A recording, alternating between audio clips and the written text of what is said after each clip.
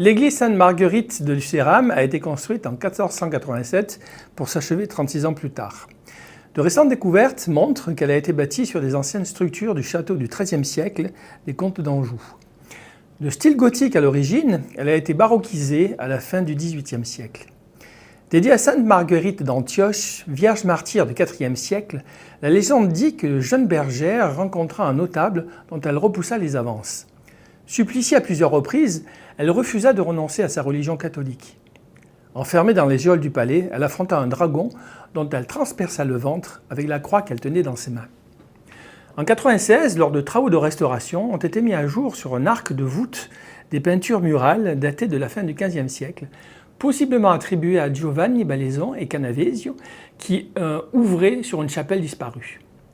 Très peu d'édifices religieux de la région ont une telle richesse artistique que vous pourrez découvrir à l'aide d'un audioguide qui vous expliquera la signification des retables et du trésor d'orfèvrerie religieuse qui est présenté, un des plus importants de France, avec plus de 40 pièces, dont une Sainte Marguerite hissant du dragon. Situé derrière le maître-autel, vous découvrirez le retable de Sainte Marguerite attribué à Louis Bréa, peint vers 1498, puis le retable de Saint-Antoine de Padoue et celui de Saint-Bernard de Menthon, probablement peint par Giovanni Canavesio vers 1492, et enfin le retable de Saint-Pierre et Saint-Paul, attribué à Louis Bréa vers 1508.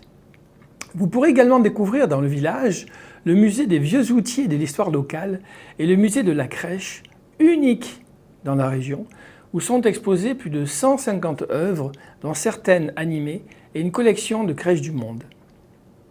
Enfin, comment ne pas parler de Lucéram sans évoquer le circuit des crèches, connu dans le monde entier, et qui attire chaque année des milliers de visiteurs pour admirer les 450 crèches exposées.